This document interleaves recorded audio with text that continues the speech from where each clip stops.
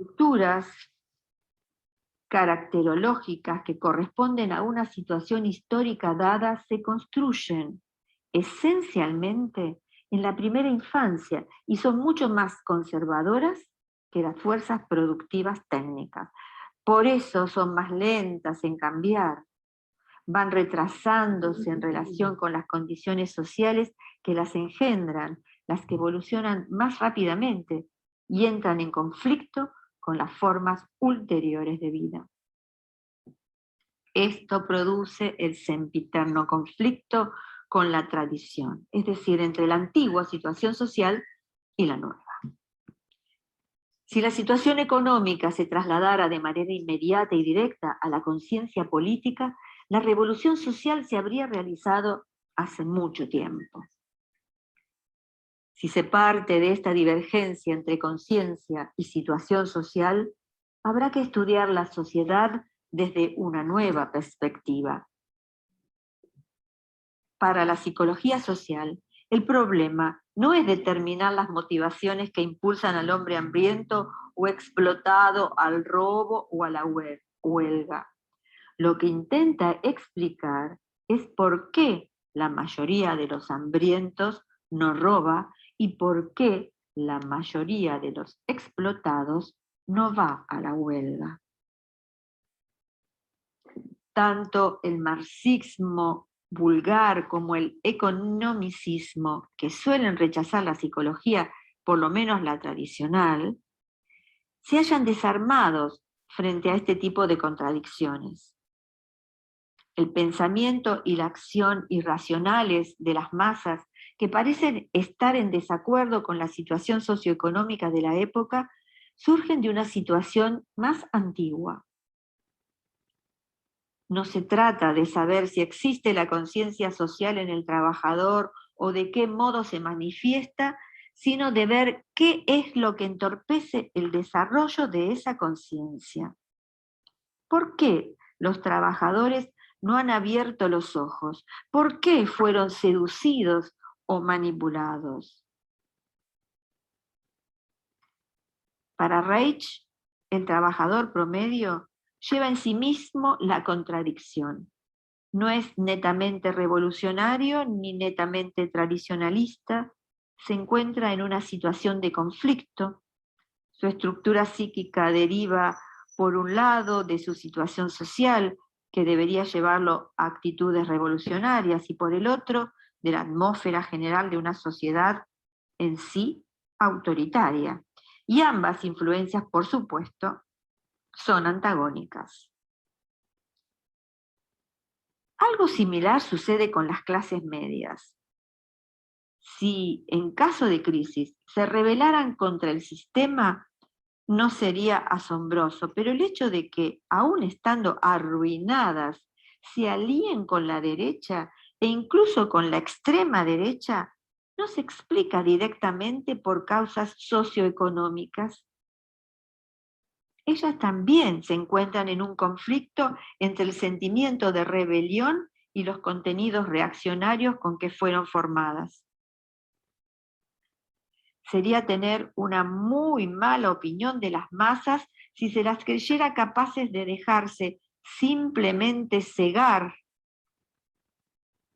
En realidad, todo orden social produce en la masa las estructuras de que tiene necesidad para alcanzar sus fines principales. Hay una correlación esencial entre la estructura de la sociedad y la estructura psicológica de sus miembros. Las contradicciones de la estructura económica de una sociedad tienen su raíz en la estructura psíquica de los oprimidos, de la que se ocupa la psicología de las masas. Lo que intenta Reich es que el descubrimiento de ese antagonismo desemboque necesariamente en una práctica que oponga a las fuerzas psíquicas conservadoras nuevas fuerzas revolucionarias. ¿Cuál es el origen de la habitual sumisión del oprimido? Los místicos la explican por la naturaleza moral, inmutable del hombre, que constituye un obstáculo para la rebelión contra las instituciones divinas o del Estado y sus representantes, etc. Para los marxistas vulgares, estos fenómenos no interesan demasiado. Los freudianos se han acercado mucho más a una explicación, por supuesto, al asociar ese comportamiento con el sentimiento de culpabilidad adquirido ya durante la infancia frente a todas las personas que representen al padre. Claro que esto no dice mucho sobre el origen y la función social de esa conducta y por lo tanto no ofrece ninguna solución práctica. Según Reich, de lo que se trata es de tratar de entender la relación entre ese comportamiento sumiso y la represión y las deformaciones de la vida sexual de las masas. La economía sexual es una parte importante de la sociología de la vida sexual humana que ha logrado aclarar ciertos hechos por la aplicación de algunos fundamentos como los siguientes. Marx ya afirmaba que la servidumbre de la clase oprimida por los propietarios de los medios de producción no se efectúa casi nunca por la fuerza bruta. Su arma principal es su poder ideológico sobre los oprimidos, sostenido eficazmente por el aparato del Estado. Luego, Freud halló que la conciencia no es más que una pequeña parte del campo psíquico. En realidad, está condicionada mayormente por procesos psíquicos inconscientes. A esto agregó el gran descubrimiento de una sexualidad infantil muy activa, totalmente independiente de la función de reproducción. La sexualidad, o mejor dicho, la energía llamada libido, que es de origen somático, es el motor central de la vida del alma. Pero la sexualidad infantil es reprimida porque el niño teme que sus padres lo castiguen por ella. Angustia de castración. Las instancias morales en el hombre no tienen un origen divino, sino que son el resultado de las medidas pedagógicas, sobre todo la represión sexual, que desde la primera infancia toman los padres o sus representantes. Todos estos descubrimientos no pudieron ejercer toda su influencia posible porque la sociología psicoanalítica le sacó la mayoría de lo que tenían de revolucionarios y progresistas. Las investigaciones de Reich, y lo afirma él mismo, no se limitaron a un intento de completar a Marx con Freud o a Freud con Marx, o de hacer una especie de amalgama de los dos.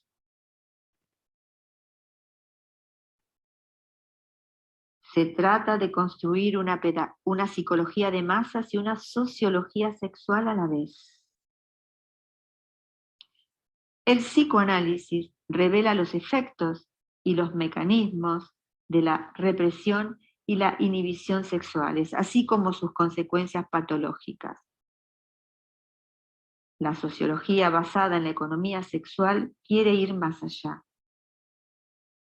¿Por qué motivo de orden social está reprimida la sexualidad en la sociedad e inhibida en el individuo?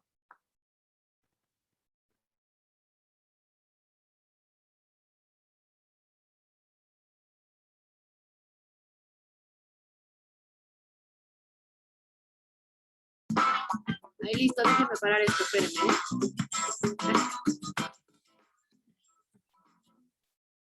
¿Cómo ven? ¿Qué tal ven la historia de Wilhelm Reich? ¿Qué les parece? ¿Sí me escuchan? Sí, maestra. Sí, maestra. Okay. Pues a mí me parece que como muy acertada, porque siento yo que muchas veces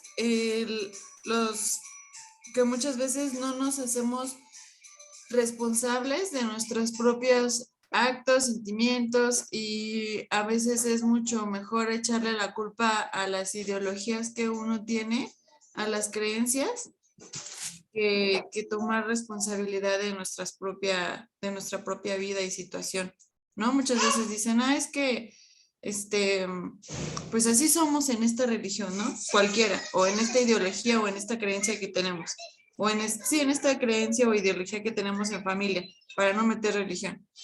Y al final, pues es lo que a lo mejor más nos acomoda y nos hace sentirnos menos responsables de nosotros mismos. Y el ser humano pienso que le gusta mucho como echar culpas en lugar de ir aceptando responsabilidades. Así más o menos lo entendí, no sé si sea lo correcto. Ok. Más o menos, porque mira, él era un gran, se le considera, de hecho, el primer psicólogo social. ¿Por qué? Porque él estaba tratando de identificar esta parte de la estructura caracterial, ¿no? De la estructura psíquica. ¿Cómo se relacionaba entonces con la sociedad? Es decir, ¿de qué forma estaban relacionados política y psicoanálisis? Él fue uno de los grandes alumnos, alumnos de Freud y precursor de la revolución sexual. Entonces, él insistía en la necesidad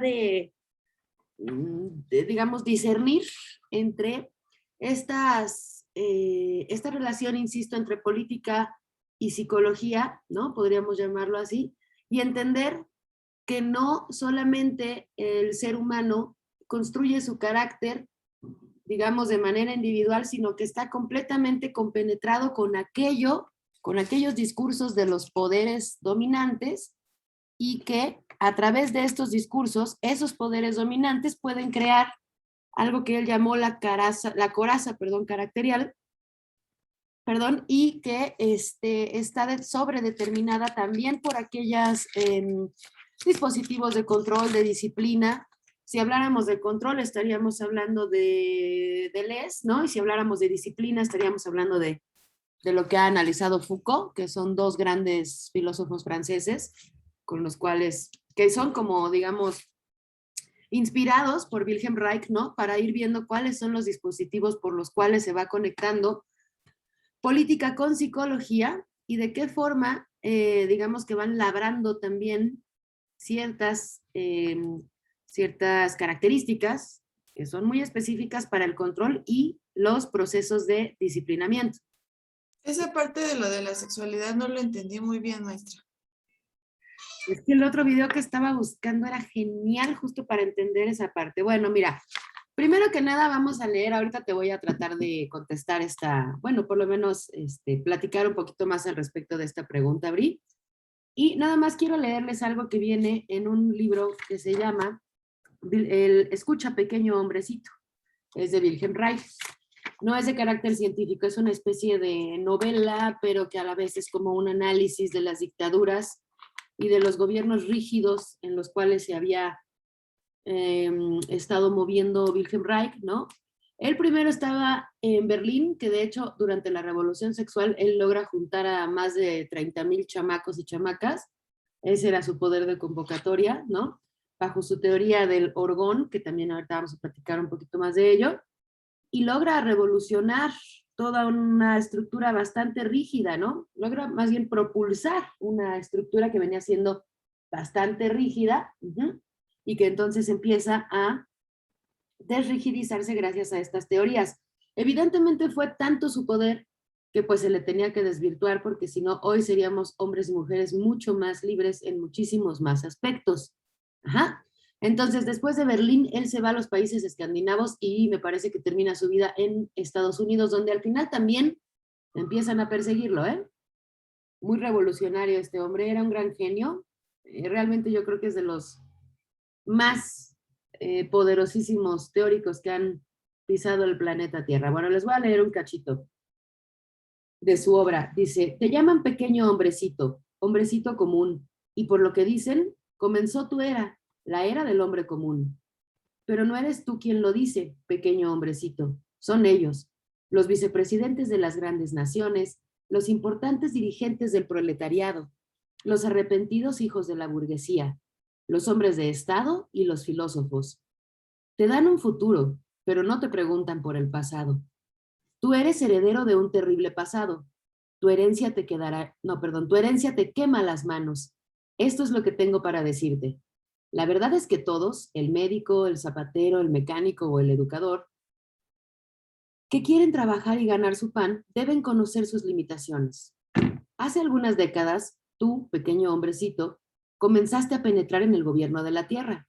El futuro de la raza humana depende, a partir de ahora, de la manera como pienses y actúes. Pero ni tus maestros ni tus señores te dicen cómo eres y piensas realmente.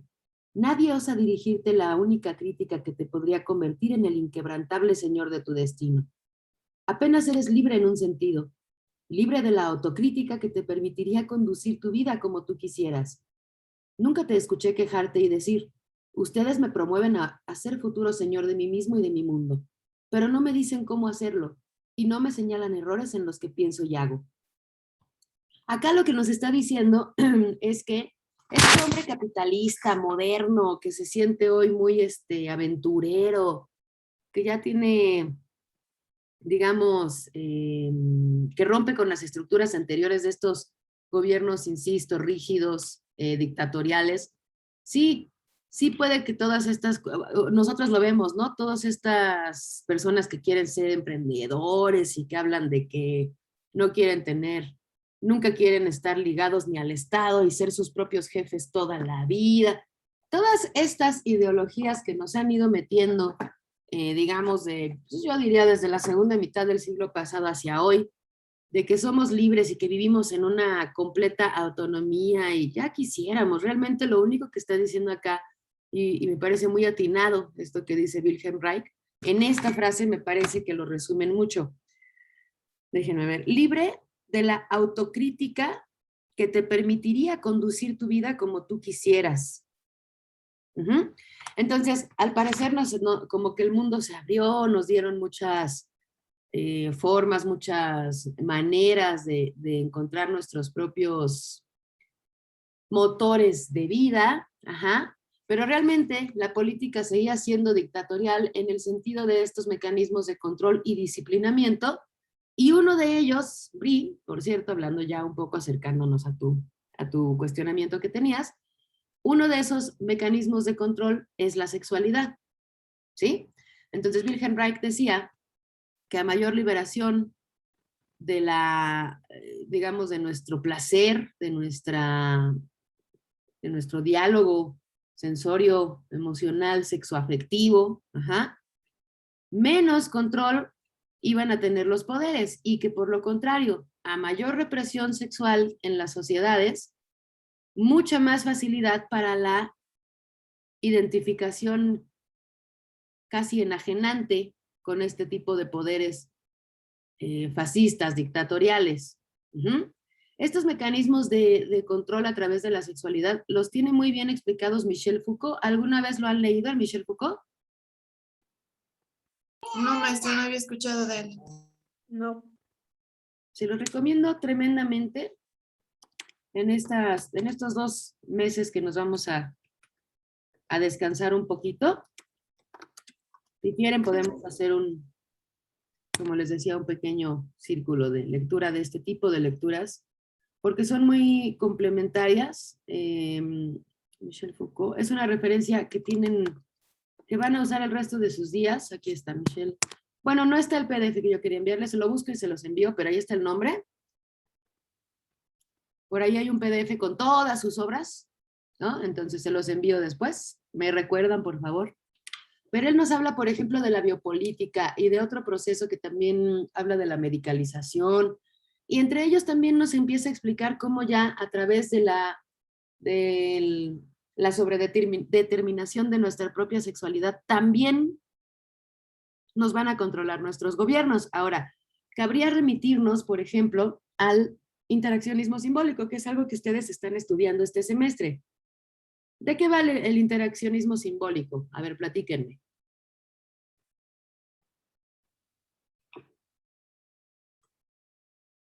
No, si no lo han visto, díganme. ¿No lo han visto? No, maestra. Bueno, ¿vieron la teoría fundamentada en metodología?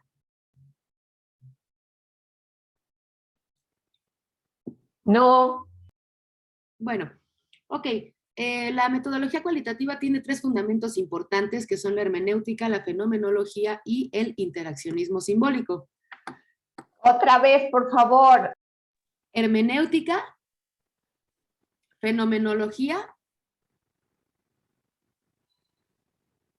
e interaccionismo simbólico. Gracias. Estas serían las bases epistemológicas de la investigación cualitativa y también así de la teoría fundamentada. La teoría fundamentada, pues como lo dice su nombre, nos permite fundamentar todas las nuevas creaciones científicas que nosotros podamos encontrar a través del ejercicio innovador, ¿no? De la escucha activa de los discursos de nuestros entrevistados. Es decir, nosotros no vamos a repetir aquello que ya esté estudiado, investigado, es decir, sí vamos a volver a sumarnos a líneas de investigación, pero siempre tratando de encontrar nuevos significados que puedan decirme cómo se está moviendo prácticamente hoy la cultura, la psique, la subjetividad de esas personas a las que yo estoy entrevistando. Quiero escuchar los sentidos que le dan ellos a la vida, ¿sí? Por ejemplo, el prototípico de este semestre fue violencia, ¿cierto? Entonces yo ya no voy a llegar a ver si la persona que yo investigo sabe qué es violencia de género o violencia física o violencia psicológica. A mí me interesa escuchar a través de las preguntas que yo formulo en mi trabajo de investigación cómo han vivido ellos la violencia y de qué tipo de violencia estaremos hablando. De forma tal que si mis entrevistados me dicen, no, pues yo tuve un montón de violencia física en mi vida, y es que desde chiquito, y no sé qué, y no sé qué, y no sé qué, pero todo lo remite a violencia física, ¿no? Entonces, eso se va a convertir en una de tus categorías de análisis, ¿cierto? Y tú podrás generar entonces nuevos sentidos con respecto a cómo las personas de hoy vivimos la violencia física en este caso, ¿no? Si por el contrario la persona solo te refiere violencia emocional o violencia psicológica, entonces esa es una categoría de análisis. Más o menos va por ahí la cosa, ¿sí?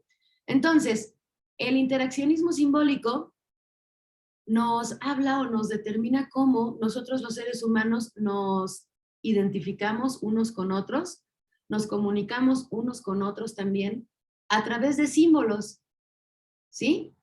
Los símbolos están calcados o son, digamos, una especie así como de, se me olvidó la palabra, no les digo ando, déjenme doy un traguito a mi cafecito, como una inscripción, eso es lo que quería decir,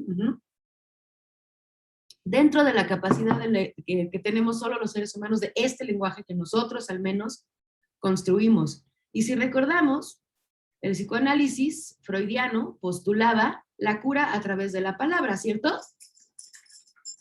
¿Tenemos una idea de a qué se refería Freud con eso? ¿Puede repetirlo, por favor? Es que se me corta un poquito. ¿La cura a través de la palabra? Sí, lo que Freud decía es que la mente tenía como su concreción, o podíamos ver su concreción a partir del lenguaje. Entonces, un medio para saber qué estaba pasando en el interior o en el inconsciente de los sujetos era a partir del lenguaje, de las palabras y de las asociaciones que ellos hacían. Entonces,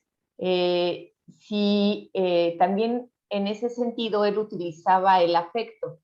Entonces él decía que se podía curar mediante el afecto, y de hecho hay una frase como muy socorrida en los memes donde justo dice eso, que una palabra puede curar más que cualquier tratamiento, una cosa así, palabras más, palabras menos, porque una de las herramientas del psicoanálisis o de Freud específicamente es la parte afectiva, que es la que cura.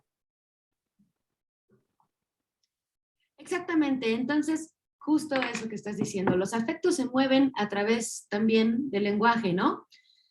Es decir, ustedes ahorita tuvieron que haberse echado todo un relajo entendiendo qué fue primero, si pensamiento, lenguaje o pensamiento, y estudiaron que Vygotsky, que Bandura, que Chomsky, ¿no? Piaget, Sí.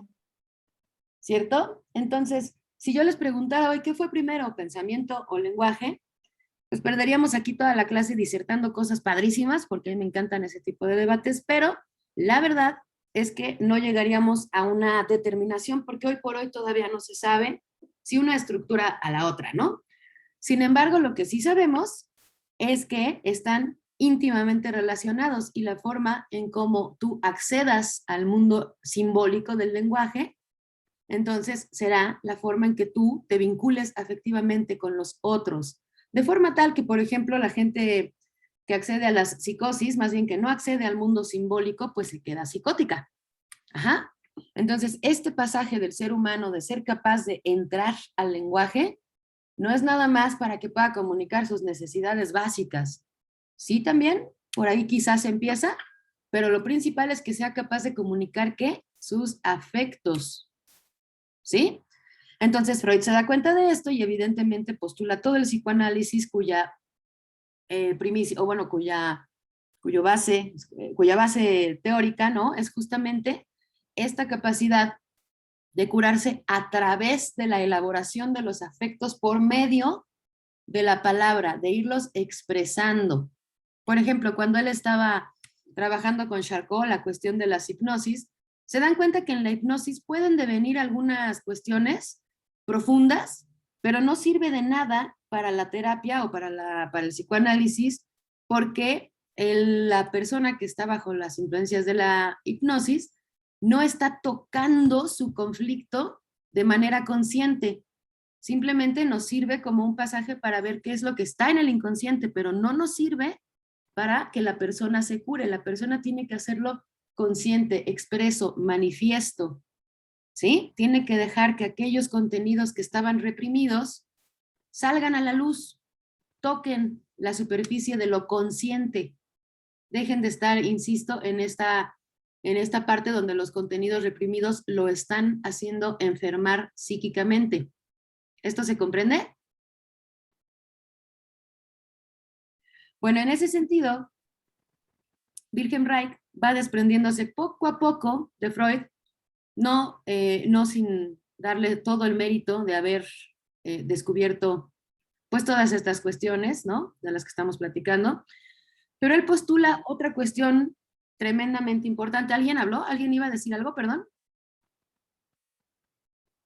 ¿No? Ok. Bueno, entonces Wilhelm Reich se da cuenta de la importancia de la dimensión corporal en el campo psicológico. Existe ya este camino hacia la cura que ya estaba muy bien fundamentado y planteado por Freud. Ajá. Y ahora él se sumaba diciendo que, ok, ese es uno de los caminos para empezar a liberar al individuo de sus propios conflictos, pero que también teníamos que atender la parte orgánica. Es decir, él necesitaba amplificar este campo de la clínica, porque, bueno, hasta entonces estaba centrado obviamente en la cura a través de la palabra, y él necesitaba amplificarlo al campo de lo corporal, postulando entonces una serie de teorías por ahí con respecto a algo que se llama la coraza caracterial, que ahorita vamos a llegar a ello, ¿sale? Bueno, entonces Wilhelm Reich se considera el primer psicoterapeuta corporal y el primer sexólogo occidental. Como les digo, él fue un pilar teórico de esta revolución sexual y también tuvo un papel muy activo, ¿no? Lo que les platicaba, que llegó a reunir estos más de 30,000 chamacos y chamacas, ¿no? En un centro que él denominaba Sexpol, donde además él impartía no solo conferencias, sino también hacían prácticas, ejercitaban toda esta cuestión de la que vamos a platicar el día de hoy. Decía, mi idea es politizar el psicoanálisis y sexualizar la política. Entonces esto lo llevó, obviamente, como les decía también ya, a enfrentarse a los poderes de la época. Entonces lo empiezan a perseguir los nazis, el oficialismo psicoanalítico, el Partido Comunista Alemán y ya por último el FBI en Estados Unidos. Muy radical, de pensamientos intensos, completamente disruptivos y que apenas hoy va a empezar a tener el eco que se merecía desde aquel entonces, pero como aquel entonces todavía estaba muy rigidizada la estructura social, pues evidentemente poco iban a aceptar las ideas revolucionarias de Wilhelm Reich, ¿no? Él se constituye como el primer Freud marxista. Ustedes van a encontrar en la literatura psicoanalítica muchos Freud marxistas, porque además, pues evidentemente lo que se intentaba era discernir esta relación íntima entre política y desarrollo psicosexual, ¿no? Las formas en que las personas vamos identificándonos con lo social. ¿Se acuerdan que siempre decimos, sí, la importancia de lo social en la conformación de la personalidad, ¿no? Y entonces, por ahí tenemos que Jean Piaget en la epigenética nos habla de que sí existe un factor social determinante que detona aquel otro factor, que es el factor biológico, a través de los esquemas, que ya traemos de manera genética nosotros insertos en cada uno de nuestros cerebritos. Pero cuando nos estamos refiriendo a cuál es el factor social que detona aquel factor biológico, casi nunca sabemos esa relación. Sí, pues es que, y pensamos entonces de manera conductista. Nosotros estamos modelados, moldeados, condicionados por la sociedad. Pues claro, en gran parte se trata de eso, pero lo que les decía del interaccionismo simbólico nos amplifica un poquito ese pensamiento, porque nos damos cuenta que no solamente es un mero condicionamiento, los símbolos también se van transmitiendo generacional y transgeneracionalmente, ¿sí? Y es así como nosotros hoy por hoy podemos recibir y a la vez inscribirnos en lo cultural. No habría otra forma de inscribirnos en lo cultural si no es compartiendo símbolos, significados y significantes con esta sociedad en la que estamos parados, ¿cierto? Luego viene también Vygotsky, que ya era del carácter sociocultural mucho más marcado, ¿no? Él casi dice, bueno, sí, la parte biológica, pues a lo mejor existe, pero la verdad es que la determinante es lo social. La parte determinante de cómo se va a estructurar el psiquismo es la parte social. Entonces ya está mucho más del lado de Wilhelm Reich, ¿no? Sin embargo, Wilhelm Reich lo que hace, pues, es justamente trazarnos el camino para la comprensión de cómo es que lo social se va inscribiendo en lo inconsciente, en el psiquismo. Y por eso es que fue altamente revolucionario, ¿no? Bueno, la primera gran crítica que le pesó en todo el círculo psicoanalítico fue criticar este origen endógeno de las neurosis, porque él hace hincapié, pues, como les digo, en la influencia social, en los orígenes de toda enfermedad mental, la patogénesis de toda enfermedad mental, ¿sí?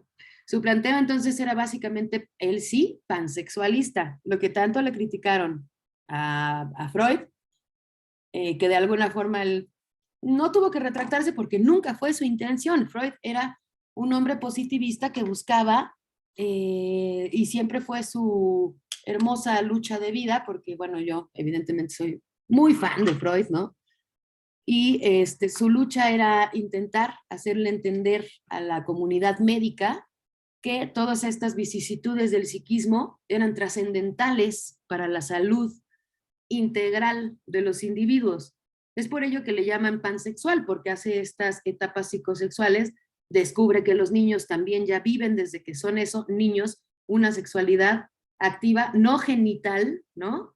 Por ello va descubriendo cada una de las zonas erógenas, y por zona erógena me refiero también a la zona con la que experimenta el placer el niño, pero no el placer sexual, colegas y próximas colegas y colegos, ¿no?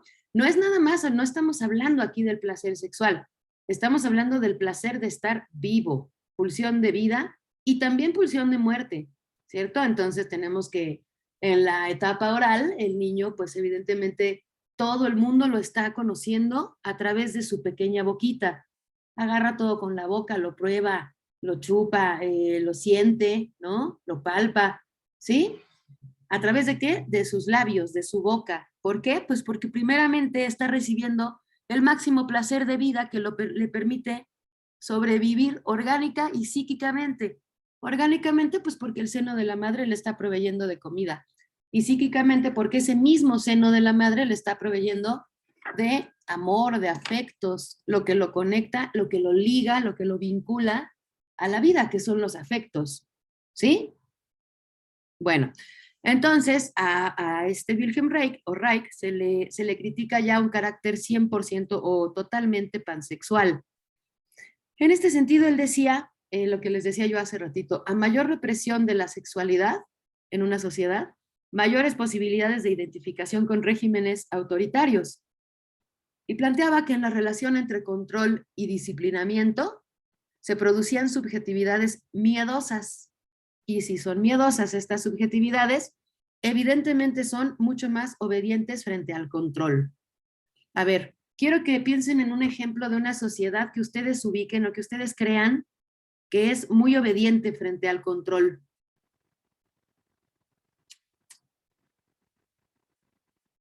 ¿Cuál podría ser? ¿Podrían ser los militares, maestra? Muy bien. El modelo de escuela occidental. ¿Cómo? Perdón. El modelo de escuela occidental.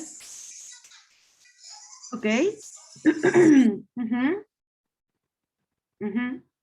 Por ejemplo, la parte de los militares, que justamente son unos grandes representantes de la obediencia. Finalmente, si tú lo piensas, también están altamente sujetos o dominados, por decirlo con otras palabras, a estos procesos de control y de disciplinamiento, ¿cierto? Y eso, decía Wilhelm Reich, es lo que los hace tan dóciles, porque además no están experimentando en absolutamente otra cosa que no sea control y disciplinamiento, ¿sí? Y si lo piensas así, pues claro, ellos, inclusive los militares, cuando son países bélicos, ¿no? O imperialistas, o llámale como quieras, potencias que se meten en estas grandes guerras que duran muchísimas décadas, ¿no? Pues son personas que están lejanas, muy lejanas a la consecución del placer sexoafectivo, pero están tremendamente implicados en el placer de la obediencia y el control. Y esto hace que sean personas entonces mucho más fáciles de dominar y de sujetar a estos grandes poderes políticos que requieren justamente sociedades dóciles. ¿Sí? ¿Más o menos se va entendiendo? Sí, maestra. Sí, maestra. Sí. Bueno, entonces así poco a poco Wilhelm Reich se va separando de Freud. Y miren que Freud lo consideraba a Wilhelm Reich así como uno de los genios de su tiempo, ¿no? Lo admiraba profundamente. Pero vaya, pues empiezan a discrepar porque simple y sencillamente Reich empieza a ser más social, por decirlo así, ¿no? Hace hincapié entonces en que este origen de toda enfermedad mental y de toda la neurosis, ya no vista como enfermedad mental, sino como estructura psíquica, radicaba ese origen en lo social, mientras que Freud decía que por supuesto radicaba en lo individual.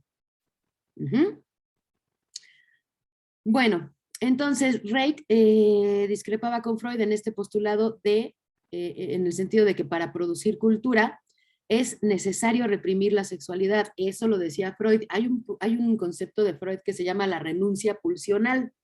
Y ahí nos va explicando la forma en que el ser humano se va convirtiendo en un ser social y habla de cómo para poder pertenecer a una cultura, nosotros tenemos que ir renunciando a todas las pulsiones que traemos desde que somos recién nacidos. Entonces, a la hora de ir renunciando a estas pulsiones, pues evidentemente sí, ya perteneces a la cultura, te haces un ser social, un ser cultural, pero ahí es donde Reich se desmarca de Freud y dice, sí, eres un ser social, pero también eres un ser altamente dominable y dominado. Entonces Reich decía que nos podíamos identificar y reconciliar con lo que producíamos genitalmente en el amor, la sexualidad y el conocimiento una vez que nos liberáramos de la represión sexual. Que dijera esto le costó que lo persiguiera todo mundo, ¿sí? Porque si algo nosotros no sabemos antes de que lo estudiemos ya, a veces muy tarde, ¿no? pues es que toda la vida se nos va controlando a través de nuestra propia sexualidad. Por ejemplo, ahora que ustedes hicieron todos sus trabajos de violencia de género, pues más o menos tuvieron que haber sondeado esta problemática. A ver, por ejemplo, cómo en las mujeres, cuántas veces se nos exige renunciar a un montón de cuestiones y a los hombres no. No quiero aquí ponerlos a pelear que hombres y mujeres y no sé qué, porque ni siquiera es mi forma de hacer feminismo, ¿eh? Para nada. Pero, si consideramos un poco culturalmente o históricamente lo que ha venido sucediendo, pues sí hemos tenido muchas más represiones pulsionales las mujeres que los varones, ¿o no? Sí, Sí, a mí justo me acaba de caer el 20 de dónde se hace el vínculo entre la cuestión sexual y el poder, ¿no? Y de cómo se ejerce la sexualidad es también el papel que nos deja un sistema capitalista, si lo vinculamos así como lo está proponiendo Wilhelm. Siempre he leído como estas cuestiones de empoderamiento, donde siempre implica que un sujeto esté por encima del otro. Por eso las, digamos, últimas corrientes ya no hablan de un empoderamiento, porque a eso siempre subyace una cuestión capitalista de dominados y dominantes. Entonces se empieza a plantear como este cuestionamiento a el empoderamiento femenino, ¿no? Estamos haciendo lo que nosotras criticamos. Queremos tener un papel como de dominación masculina, cuando lo que plantean como las últimas corrientes es que no sería eso, sino más bien un tema de igualdad sustantiva. No sabía, bueno, no sé si este es el origen con Wilhelm Reich, pero ahorita me queda muy claro como de dónde se hace la vinculación entre poder y sexualidad, que como bien decías, Foucault tiene como 3 tomos, no los he leído como resúmenes sobre el asunto de la sexualidad. Pues qué padre que los tengas. Disfrútalos mucho, Blanca, ahora que tengas tiempecito en las vacaciones, te va a maravillar. Y pues bueno, no podríamos hablar del origen exacto, porque no es que porque lo haya dicho Wilhelm Reich ya exista, ¿no? Sino creo que como tú dices, ya existía, ha existido desde hace mucho, pero lo que no existía era esta crítica. Es decir, esto, como bien estás señalando, tiene que ver hasta con la conformación de las sociedades patriarcales. ¿En qué medida al varón se le ha pedido se le ha exigido una renuncia pulsional? ¿Y en qué medida mucho más violenta se le ha pedido a la mujer esta renuncia pulsional? Es una reflexión que les quiero dejar ya para finalizar este curso, pero sí, por ahí va la cosa exactamente, Blanca, ¿no? Tenemos que darnos cuenta que la disciplina, estos controles sociales, no solamente es por quién votas, ¿sí me explico? Es también todo lo que ya está inscrito en tu cuerpo. Y todo eso que ya está inscrito en tu cuerpo y en tu inconsciente, eso te puede llevar a conflictos psicológicos profundos. ¿Sí? Muy bien. Sí, Entonces, estaba pensando adelante. en las haciendas, cuando antes de que se casaran las mujeres, Sí. el dueño de la hacienda tenía algo que se llamaba derecho de pernada, Uf, ya sé. ¿no? Qué horror. Sí. Exacto. Uf. Sí, supongo que hablas de la parte donde ellos tenían este poder sexual de poseer primero a las recién casadas que sus propios esposos, ¿no? Exacto. Porque ellos eran sus dueños. Sí. Es tremendo, es tremendo. Y por ahí vayan haciendo sus trabajos. Digo, bueno, ya pasó este semestre que es de violencia, ¿no? Pero vayan tratando de psicologizar en este sentido sus posteriores trabajos de investigación, ¿no? O sea, maestra, o sea, ¿cómo? ¿Porque les prestaban la hacienda, por eso podían poseer a las novias? ¿O Es cómo? horroroso, Brianda, porque si yo, aquí Blanca me corregirá, pero es como si fueran los señores feudales todavía. Acuérdate que el feudalismo solo cambió de nombre, pero en realidad los hacendados, pues todavía eran los dueños de sus, ya no se llamaban esclavos, pero sí eran sus dueños de sus trabajadores. Entonces, como ellos eran los dueños de sus trabajadores, poseían primero que ellos a las esposas. Ellos tenían que darles permiso de casarse y una vez obtenido el permiso, sí, pero yo voy a tener primero a tu esposa que tú. A esas locuras ha llegado la cultura. Qué Y sigue horror. llegando, ¿eh? Sigue llegando hoy por hoy. De muchas formas seguimos siendo, es decir, en palabras más coloquiales de lo que estaba harto el mismísimo Freud también, ¿no? Al final del día él pues tenía otro contexto pues, histórico y temporal en el cual ya no pudo, pero de todos modos también se le rechazó de todos lados, ¿ves? Y también lo sacaron de todos lados, él muere pobre y endeudado, ¿no? Y luego pues también Reich, evidentemente, motivado por su gran maestro, aunque después se separa teóricamente, pero lo que querían decir en palabras, insisto, más coloquiales es, estamos hasta el gorro de estos dominios que no son solo dominios económicos, que es lo que de mil y un formas nos trataba de decir la mujer del documental. El dominio no viene solo a través de la capacidad económica que puedas, a la que puedas o no aspirar durante tu vida. Es más, si te quitaras toda esta represión sexual, insisto, comprenderíamos nuestra potencialidad conforme a cómo nos vamos a relacionar en el mundo y con el mundo, ¿no? Pero todo esto no es fácil de analizar, se requiere pues bastantes aristas con las cuales tenemos que ponernos en contacto. Una de ellas, pues es evidentemente Wilhelm Reich, Gilles Deleuze, Michel Foucault, Michel Maffesoli. Hay un montón por ahí de personas que ustedes tienen que empezar a leer, ¿no? Y que evidentemente no nada más nos vamos a quedar tampoco con la parte de la psicología, ¿no? También la filosofía, la sociología, la antropología y toda este entrecruzamiento de saberes, de conocimientos, es lo que nos va a generar un panorama amplio con respecto a lo que sucede en las sociedades, cómo se ejerce esto insisto que lo he dicho ya muchas veces, pobrecitos, pero es que me apasiona este tema, estos procesos de disciplinamiento y de control, porque ya viven hoy por hoy en nuestros propios cuerpos. Insisto, ya no nada más es de por quién vas a votar y si votando por tal o cual vas a tener más dinero. Ese es un pensamiento muy básico, muy reduccionista, ¿no? Y los políticos, pues como la gente suele tener, o solía tener, creo yo que eso está cambiando mucho, muy pocos niveles de educación, no alcanzaban a comprender que habían un montón de dimensiones más con respecto al control. Insisto, uno de ellos, pues es el sexual. Y no se trata de que vayas y te agarres a todo el mundo que se te antoja. No tiene nada que ver con cómo ejerzas tú tu sexualidad, sino sí tiene que ver con cómo conformes tú las esferas de tu propia sexualidad, porque como ustedes ya bien saben, tiene que ver todo con cómo se desarrolla la personalidad en los niños.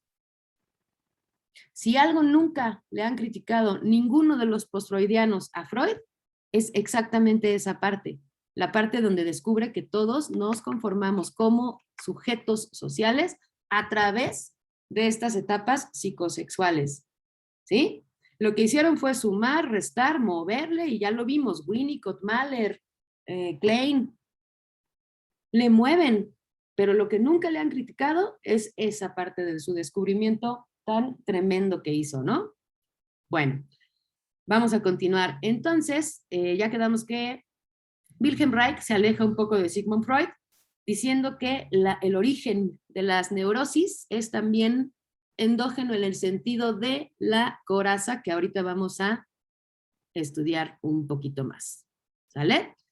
Bueno, entonces por acá puse, es un investigador de ideas radicales, apasionantes, y esto mismo lo hace que lo persigan todos los sistemas sociales, ¿no?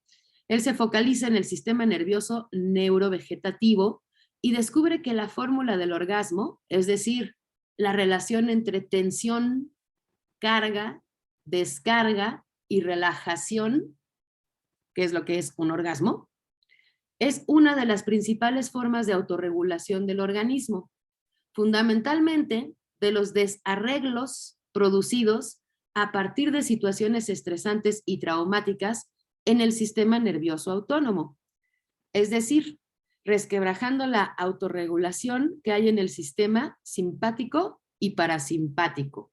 Cuando estos dos tienen un desarreglo, Ahí es cuando viene todo el estrés, la tensión, la ansiedad, y eso ya lo están viendo ustedes de manera mucho más concreta y fluida en bases biológicas, ¿no?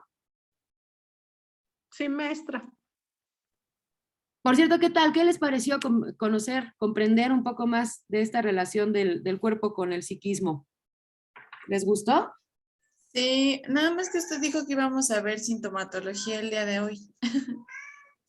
Sintomatología, bueno, vamos a ver sintomatología desde la parte de la teoría del orgón de Wilhelm Reich, pero ¿a qué te refieres con sintomatología, Bri? Sí, es que usted nos dijo que la clase pasada, que de pronto, por ejemplo, algunas emociones o situaciones que muchas veces se refleja en alguna fisionomía del cuerpo. Algo así explicaba. Pero, por ejemplo, para poder entender eso, tenemos que entender cómo se hace la conversión de síntoma a órgano, ¿no?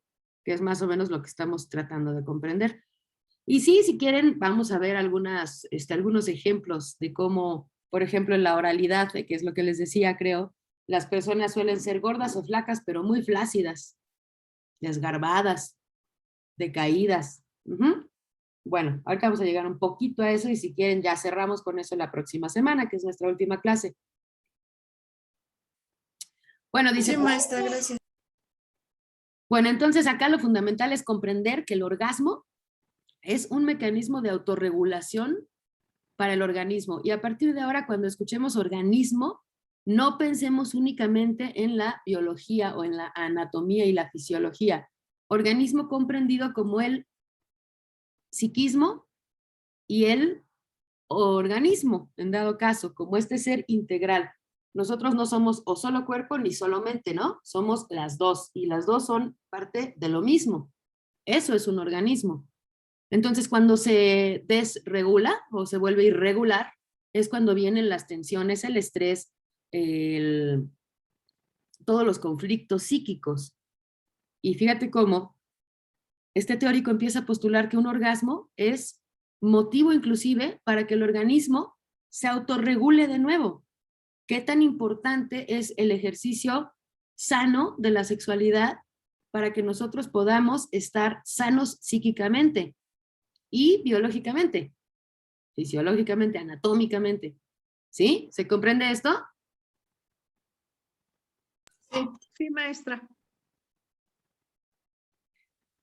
Bueno, Reich va a plantear que el impacto de los conflictos y de las situaciones traumáticas se alojan en el cuerpo por medio de acorazamientos.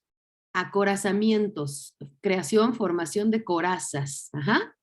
Y señala a los músculos como la primera línea de defensa frente a los conflictos entre el mundo interior, que son los afectos, y el mundo exterior, que son la cultura o los procesos de disciplinamiento y socialización, que empiezan, bueno, a través de la familia, pero después pueden ya ser a través de cualquier campo de acción social. Entonces dice, encontrando así en los músculos el lugar topológico al inconsciente. Esta hipótesis la trabaja Reich en su libro Análisis del carácter, donde denomina a estos procesos de acorazamiento desde los dos planos, desde lo muscular y desde lo somático, o que la canción. Y desde el lugar que esto de lo somático tiene en el inconsciente, que entonces estaría grabado en nuestros músculos, postulando que toda tensión muscular contiene el origen y el conflicto principal, formando una coraza caracterial. ¿Qué quiere decir entonces? Que la coraza caracterial es funcionalmente a la coraza muscular. Para Reich, la suma de las experiencias pasadas de un sujeto subsisten, se acumulan y se van depositando en lo que se llaman capas estratificadas del cuerpo y sus equivalentes funcionales a nivel psicológico, es decir, los trazos caracteriales. Acá, por ejemplo, nos salimos tantito del humanismo y de la Gestalt y dejamos de creer que el ser humano puede resolver todo en el aquí y en el ahora. Para los psicoanalistas definitivamente no es así. Y lo primero que tenemos que atender es aquello que se ha ido acumulando en el pasado. ¿Sí? Son diferencias teóricas entre estos paradigmas, pero no quiere decir que ninguno de estos paradigmas no sea funcional para ciertas problemáticas. Simplemente son divergencias teóricas, que hacen que nosotros podamos atender de una u otra forma o de manera integral a nuestros próximos pacientes. Entonces, si tú te estás dando cuenta que llega una persona completamente, como te decía, Brianda, desgarbada, con joroba, que se sienta en tu diván y nunca suelta su mochilita, está todo el tiempo agarrándose, cruzando los brazos, cruzando las piernas, pues definitivamente trae una coraza, pero de aquellas bien puestas, ¿no? Y tú vas a tener que trabajar también a nivel corporal con estas capas estratificadas, porque en estas capas estratificadas lo que estás viendo es la inscripción de los conflictos inconscientes manifiestos ya en el cuerpo. ¿Sí? ¿Esto queda claro? Sí. Maestra, por ejemplo, pues yo tengo una duda, ¿no? Sí. Las personas que no pueden ver mucho tiempo a los ojos, o sea, que están viendo a alguien a los ojos y de repente como que voltean a mirar a otro lado y luego otra vez, o sea, que les cuesta mucho trabajo eso ¿qué pudiera ser? Újole, pues un montón de cosas, ¿no? Podrían ser un montón de cosas, Brillo, podrían ser Justo tengo algo que tiene que ver con los ojos, pero no me quiero adelantar. Con eso, creo que ahorita te va a quedar un poquito más claro, pero pues tiene que ver con un montón de cuestiones. Pues podrían ser inseguridades, pero también podrían ser otras cosas. El nivel interpretativo no lo podemos reducir tampoco a la caracterización orgánica. Tenemos que estar en contacto con toda la cuestión inconsciente de nuestros pacientes para saber de dónde deviene dicha incapacidad de mantener la mirada a las personas. Pero a ver, creo que ahorita te va a quedar un poquito más claro, perdón. Dice, lo que quiere decir que cada organización corporal va a tener un trazo caracterial congruente y cada forma de ser, cada carácter, va a construir una organización corporal congruente y funcionalmente idénticas a estas capas que traiga. Entonces, la coraza se puede entender como historia congelada. ¿Congelada dónde? En los músculos. Y hoy por hoy sabemos que también en lo visceral y en lo cerebral, pero Wilhelm Reich decía en los músculos, ¿no?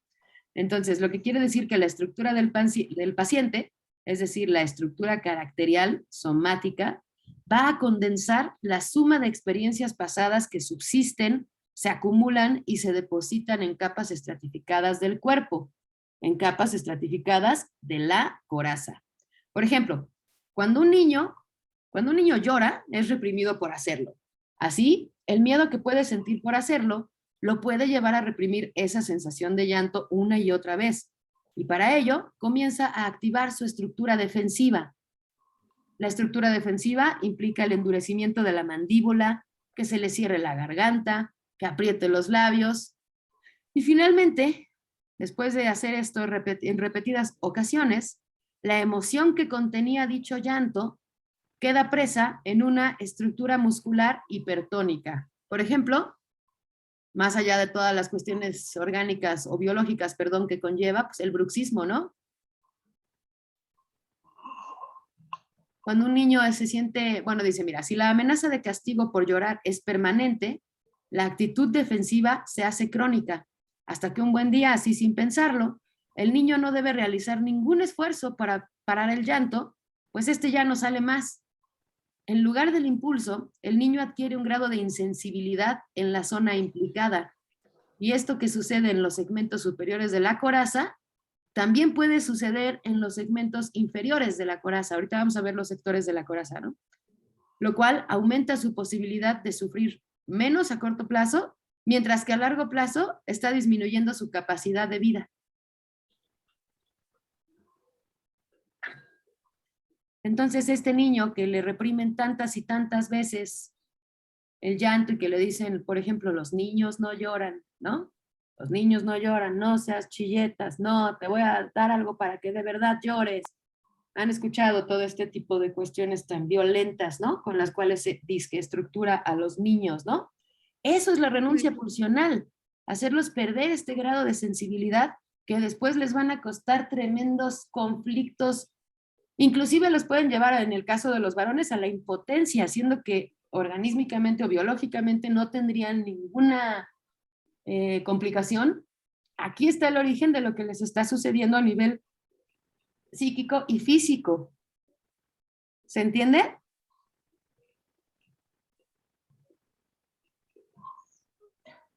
Sí, Sí, por eso es que dicen, por ejemplo, que cuando los niños hacen berrinche, bueno, que cuando los niños lloran y van a empezar a hacer berrinche, que lo mejor es distraerlos.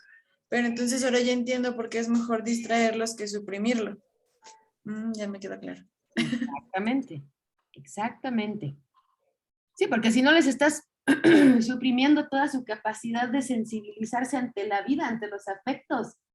Y al rato, por supuesto que si es una mujer, por ejemplo, que ya no llora y que ya es muy dura, que ya es muy ruda, pues ya evidentemente no va a poder integrar las partes de lo femenino, perdón, sensible, y va a ser pues como un hombre, ¿no? Ahí con las mismas características que pobres hombres también los violentan durísimamente desde la cultura a ser insensibles, ¿no? Y siendo una mujer, pues será una mujer insensible, incapaz de integrar lo femenino en y con lo masculino. Y entonces estarás en presencia de mujeres radicalmente masculinizadas, ¿cierto?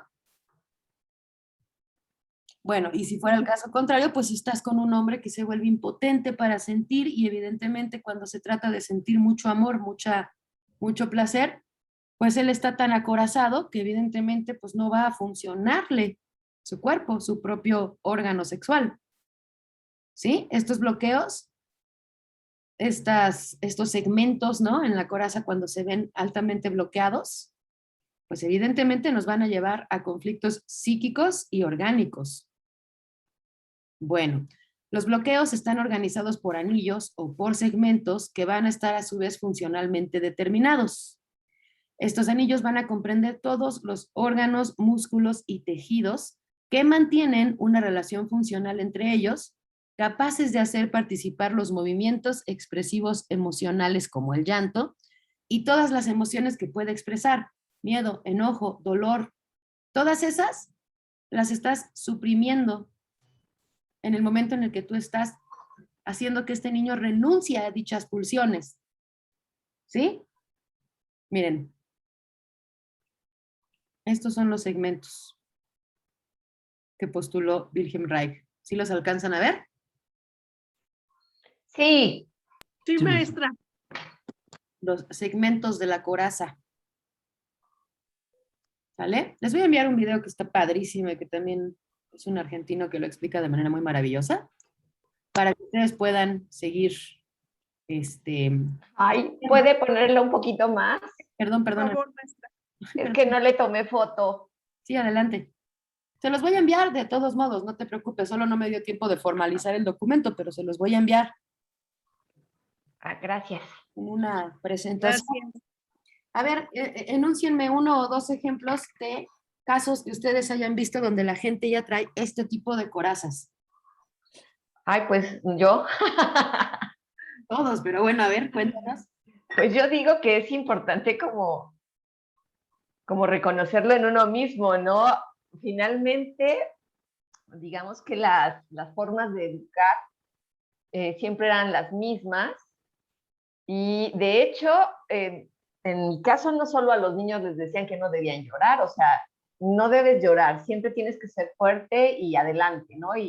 Pero justo no te das cuenta que esto que nos describías antes, cómo se van haciendo estas capitas y digamos, este esquema que nos pones de cómo te vas haciendo esta capa y lo ves en cómo está la disposición de tu cuerpo. O sea, caminas encorvado, con la cabeza hacia abajo, tienes problemas con la mandíbula, ahí como yo tengo, por ejemplo, mucho lo del bruxismo, que justo se ve reflejado ahí. Entonces, más bien es como ir haciendo consciente como todos estos bloqueos, no sé, y así puedes ver a la gente en la calle, digamos, ese es mi ejemplo, pero también puedes ver a la gente en la calle y tú ves gente con gestos enojados, igual encorvados, igual te miran de lado, y me decían que, por ejemplo, ahorita en el metro todo el mundo es súper agresivo, o sea, que no les puedes decir absolutamente nada, porque ya te están gritando, te están agrediendo, incluso pues que están pegando. Eso tiene que ver con lo que mencionabas de que la actitud defensiva se hace crónica y se hace crónica en la sociedad en general. Exacto.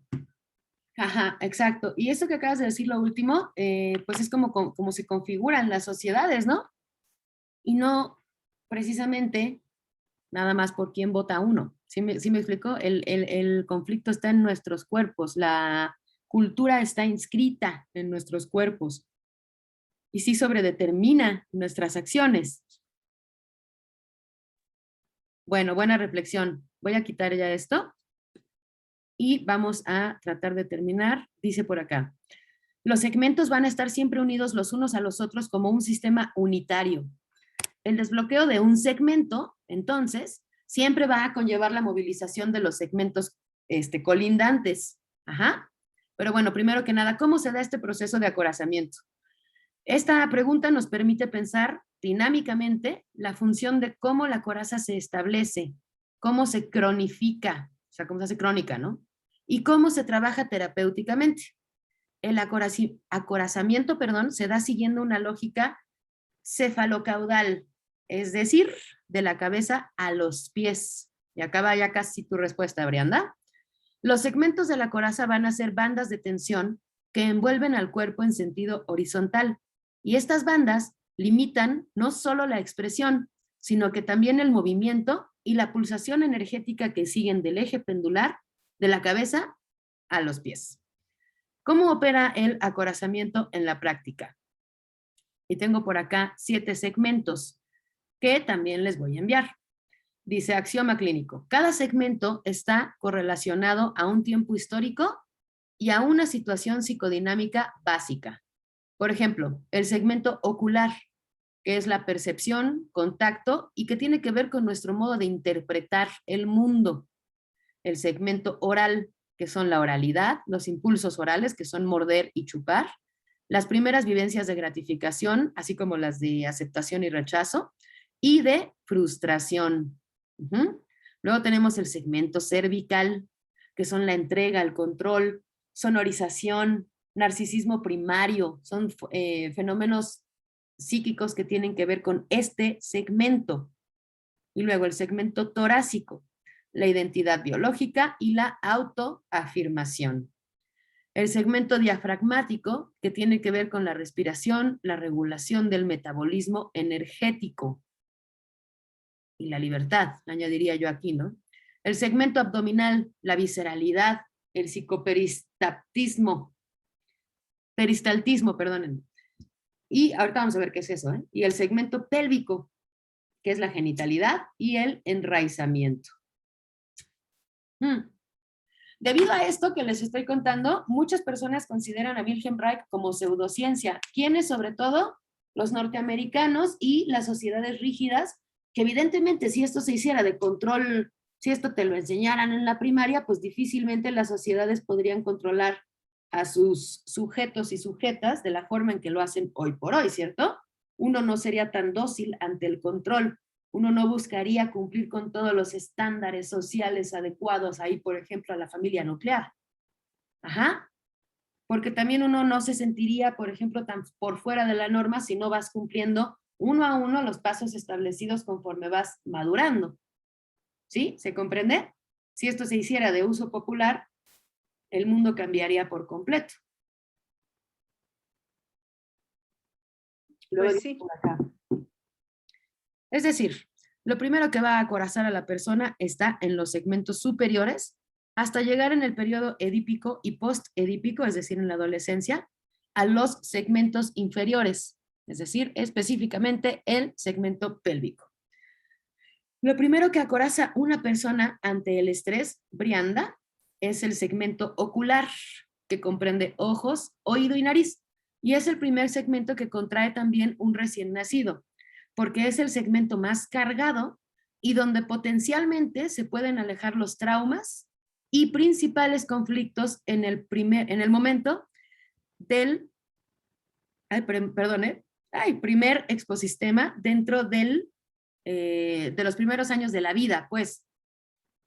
Entonces, en el periódico, que la canción conmigo, en el periodo crítico de la subsistencia, que son los primeros, desde las primeras horas hasta las primeras semanas o días por lo menos de la vida, si un niño confronta desde bebé un ambiente de destructividad, el niño no puede salir corriendo, no puede poner límites con la palabra, y lo único que puede es crear defensas disociativas que están organizadas desde el segmento ocular. Esto implica que todo trastorno disociativo, sea en la depresión, en cualquier psicosis, y donde el contacto tendrá una etiogénesis en el segmento primario del segmento ocular, estará involucrado entonces en trastornos de la piel, trastornos de tensión, así como trastornos de miopía, astigmatismo, hipermetropía y los trastornos de los que nos hablaba ahorita Brianda. Una persona que es incapaz de mantenerte la mirada, pues evidentemente su segmento ocular estará denostándote o demostrándote los posibles síntomas que traiga. Y si es algo muy marcado, pues entonces se considera inclusive hasta un síntoma psicótico. ¿Por qué? Porque todos estos síntomas de disociación están en la coraza o en el segmento de la coraza ocular. Por eso digo que hay que tomar en cuenta un montón de cosas, Bri, no nada más una. No podríamos decir, como no te puede ver a los ojos, pues es inseguro. Ojalá solo fuera inseguro. Es muy probable que traiga otro tipo de cuestiones en su coraza ocular que lo están inclusive llevando a acercarse a los procesos disociativos que son propios de las psicosis. ¿Sí queda un poquito más claro, Brianda? Sí, maestra, muchas gracias. Es que, bueno, últimamente, cuando veía, por ejemplo, a la gente, o sea, siempre acostumbro a verla mucho a los ojos, pero no sé por qué últimamente quería ver a la persona a los ojos y como que las veía, pero como que o sea, no, como que no podía verlas como mucho tiempo. Entonces, ayer tenía mucho trabajo, trabajos finales y mucho estrés. Entonces, ayer salí de bañar y no podía ver de un ojo, o sea, un ojo no podía ver. Entonces, veía como muchas luces, fue como 1 minuto y medio. Entonces, ya fui a urgencias porque me desesperé mucho y ya me hicieron estudios y salió todo bien. Entonces, me dijeron los doctores y el oftalmólogo que todo estaba bien, que fue un cuadro de estrés como muy severo. Entonces, o sea quería como entender qué es lo que había pasado, porque yo siempre veo mucho a la gente a los ojos cuando hablo, pero ayer sí, o sea, me sorprendió muchísimo esa situación. Como por el estrés, o sea, alguien puede dejar de ver, o sea, estuvo muy, muy cañón. Claro, ¿no? Bueno, y pobrecita que te pasó, qué bueno que acudiste. Está muy bien descartar las cuestiones orgánicas. Ahora, si ya sabes que la cuestión orgánica es esta coraza y que se está manifestando en tu coraza ocular, en el segmento de tu coraza ocular, evidentemente ya no podrás rehuirle a la cuestión de que estás viviendo un estrés demasiado avasallante. Entonces, relájate, el mundo no se va a acabar si reprueban una u otra materia y si de plano no hay cómo darle cauce a tantos trabajos y verdaderamente les va a afectar en su cuerpecito a nivel integral, entonces relájense y yo prefiero que reprueben 1 o 2 materias a que empiecen a tener este tipo de situaciones. Evidentemente, si lo viéramos de la parte educativa y pues cuando me escuchen los monitores les pido una disculpa, pero habríamos nosotros de repensar qué tanto es sano que ustedes se metan o entren a este tipo de niveles de estrés. Ahora, también tiene o puede tener que ver con si eres muy perfeccionista, Brianda. Sí, cañón. La vocecita. ¿Y te acuerdas lo que decía Fritz Perls con respecto a la autotortura del neurótico? Sí. Bueno, entonces todo esto te sirve para saber que tienes que bajarle 2, 3 rayitas y que ser muy perfeccionista no quiere decir que estés haciendo las cosas muy bien, sino lo que sí quiere decir es que como todos los que somos neuróticos, mi querida Bri, te estás autotorturando todos los días por demostrar algo a alguien, ¿no? Y aquí cabría hacernos la pregunta, bueno, esto lo hago porque corresponde a mis propios intereses, porque es algo que yo quiero, y cuando uno se da cuenta que dices, bueno, sí, sí es algo que yo quiero, entonces lo haces de una manera mucho más relajada, mucho más tranquila y no ateniéndote a todos estos procesos de disciplinamiento y control que nos obligan a querer ser siempre lo mejor de lo mejor en absolutamente todo a costa de tu propia salud. ¿Sale? Entonces, una respiradita por ahí, profunda. Si quieres hacer proceso, pues maravilloso, porque entonces vas a encontrar todos los orígenes, ¿no? Los posibles orígenes de digamos, esa pauta tuya, que yo creo que compartimos varios por acá, en el sentido de ya no querer siempre estar, te digo, destacando, sobresaliendo, siendo la mejor para quién. Tú tienes hijos, Bri, ¿cierto? O hermanitos o algo, porque escucho ahí bebés, ¿no? Sí, una niña de 4 años tengo.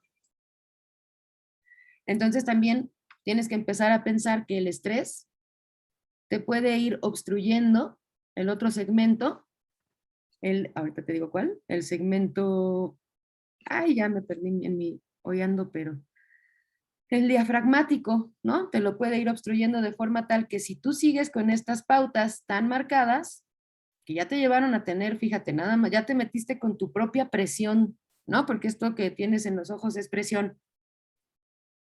Si lo sigues de manera continuada, crónica, como dice Wilhelm Reich, y toco madera en este instante, ¿no? Te puedes provocar cosotas muy feitas a tu corazón y a todo tu sistema respiratorio. Entonces, trabájalo, respíralo, y vaya, el mundo no se va a acabar si repruebas 1 o 2 materias, Bri.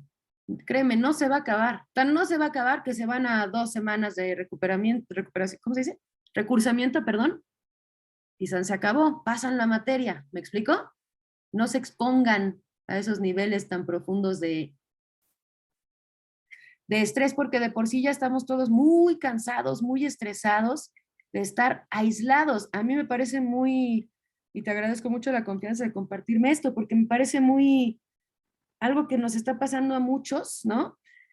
Es muy ilustrativo lo que nos dices de no poder ver ahorita a los ojos a la gente. Pues ¿cómo los vas a poder ver si estamos acostumbrados a estar solitos o si acaso con nuestras 2 o 3 personas con las que vivimos? Estamos perdiendo habilidades sociales. Esa es una parte de la pandemia de la que no se está hablando de manera muy concreta. Se dice, sí, viene una pandemia de enfermedades mentales, pero no te dicen todo lo que ya está sucediéndonos. Entonces, sí, yo te invito a que te cuides un poquito más por esa belleza de 4 años que tienes ahí junto a ti, para que ya no atentemos nosotros con nuestros propios cuerpos. Y creo, insisto, Brianda, y mientras le doy un trago a mi Coca-Cola, que todos atentamos de una u otra forma contra nuestros cuerpos. No eres la única que pasa por estos procesos, para que no vayas a sentir que estás ya bien desquiciada, mi querida Bri, para nada. Es algo que nos está pasando a todos. Entonces, en medida de que lo podamos atender, pues vamos a tener un mejor flujo en nuestros cuerpecitos, ¿no? Y menos corazas. ¿Te parece bien? Me parece muy bien. Muchas gracias. Gracias, maestra. Bueno, chiquitinas, entonces ya nada más para cerrar, dice por acá, ya vimos lo de los trastornos disociativos. Bueno, esto sí es muy importante. Entonces, ¿qué son los músculos para un psicoterapeuta corporal? Los músculos son memoria emocional. La coraza muscular es memoria emocional, aunque en la actualidad la coraza somática, que antes estaba focalizada en la coraza muscular, hemos visto que se entiende a la coraza visceral, se extiende, perdón, a la coraza visceral y cerebral. Por ejemplo, el 10% del tiempo, de nuestro tiempo, el aparato digestivo está digiriendo nuestra comida, ¿no? Todo lo que le metemos a nuestro cuerpecito, es decir, el bolo. El resto del tiempo, lo que está digiriendo este aparato digestivo son emociones, estrés, ¿no? A esto es a lo que se le llama psicoperistaltismo, perdónenme, ¿eh? y puede estar más o menos funcionalmente bloqueado en función de los procesos de acorazamiento visceral. Cuando lo pensamos así, si ustedes cierran sus ojos y piensan en cómo su estómago también digiere emociones, y ahorita, como Brianda, todos los que están entregando todos sus trabajos finales, o nosotros los docentes que estamos calificando cientos de trabajos, ¿no? Pues claro, estamos digiriendo ¿qué? Puro estrés. Puro estrés. Hay quien engorda, hay quien enflaca, hay quien como vi, que se va a los ojitos, pero habrá quien se vaya a que la rodilla ya me duele horrible, a que ya me estoy sintiendo mal de la espalda, ¿sí? Entonces dice, la coraza cerebral en el estrés postraumático tiene un triple bloqueo. Se resquebraja la conexión interhemisférica, es decir, la arquitectura entre ambos cerebros, pues pasa menos información y es como si todos los caminos condujeran al trauma y quedan alojados en el hemisferio derecho, lo cual hace que se bloquee el hipocampo y que se active la amígdala, que es lo que le da valencia emocional a las situaciones. ¿Sale? Ese es el tipo de cuerpos con los que trabajamos en lo contemporáneo, en la actualidad. Cuerpos con déficit de acorazamiento. Cuando decimos déficit no es falta de, no, al contrario, estamos acorazándolos casi de manera personal, no voluntaria, porque recuerden que este es un proceso inconsciente, pero sí de manera personal. Entonces, es como si lo contemporáneo hubiéramos devenido todos. A esto lo tomé de un chavo que lo explica padrísimo. Él decía que todos somos como equilibristas en niveles estables y precarios, ocupándonos de mantener sobre nuestra cabeza una serie de platos, en una especie de danza en permanente tensión. Entonces estamos ahí en nuestra cuerda floja, apoyados con un solo pie y todavía queremos mantener los platos en equilibrio para que no se nos caigan, ¿no? A los ojos del espectador, la danza puede ser interrumpida en cualquier momento por la caída brutal de los platos. La caída brutal de los platos, Brianda, es tu ojito, minuto y medio, que no podía ver. Ahorita estás viendo ya bien, ¿cierto? Hubo un reequilibrio homeostático, una autorregulación de tu propio cuerpo. Sí, todo bien, solamente fue ese minuto y medio y ya de ahí en fuera todo igual, todo bien. Lo cual se lo agradezco mucho a la vida porque estás bien, pero en algún momento cuando seas viejita, muchos años a partir de hoy, probablemente tu cuerpo ya no resista, me explico, y de verdad toco madera y agradezco que hoy estés muy bien, pero este es el tipo de cosas que podemos evitar, ¿sí? Llevando este conflicto, sabiendo de qué forma se manifestó en nuestros cuerpos, con razón quería saber de psicosomática. Sí, ya entendí, muy bien. Sí, maestra. Muy bien. Entonces, bueno, dice, la cuerda sobre la que yo camino es la que yo elijo o bien es en la que estoy obligado a pararme. Esa es la primera pregunta que nos tenemos que hacer. Nadie de ustedes está obligado de manera dictatorial, ¿no? Pero como estamos acostumbrados a estar en gobiernos o en un tipo de sociedad, no precisamente gobiernos, sino tipos de sociedades disciplinarias, pues evidentemente nadie de nosotros queremos atrasarnos, salir mal, y entonces todo eso empieza a pesarnos como si de verdad la vida se fuera a terminar, por reprobar una materia, ¿no? Sí me alcanzo a explicar con esto. Y esto va evidentemente para todas y todos, ¿eh? Porque sé que todas y todos están teniendo sus manifestaciones de estrés. ¿O aquí, alguien por aquí no está estresada o estresado? No, sí estoy estresada también, maestra. Todos estamos estresados. Sí, y Pues si no estás... inclusive me pasó algo similar a Brenda, Ajá, pero de hecho, Brianda, aquí está mi receta. también. Sí. Sí, claro. Y me dieron que doloneurobión, me inyectaron, pero ahí vamos, maestra. Lo único que me dijeron que, por ejemplo, abriera los ojitos así como cuando estamos en algo de asombro, Ajá. que abriera yo los ojitos y que de repente echara la parte de mi frente hacia atrás. Me hicieron que me pusiera yo unos, ¿cómo se llama? Fomentos. Eso lo comento porque por esta Brin. Claro. Eso fue lo que me dijeron. Ajá. y que posteriormente mueva los ojitos para un lado y para otro, pero que mantenga una respiración tranquila. Eso fue lo que me dijeron. Y Pues lo he estado haciendo y creo que amanecí mejor. Ay, qué bueno. Qué bueno, Cata, porque sí, si uno lo mantiene así, pues evidentemente llegan cosas que no queremos que les lleguen, al menos yo les deseo de corazón que nunca les lleguen, ¿no?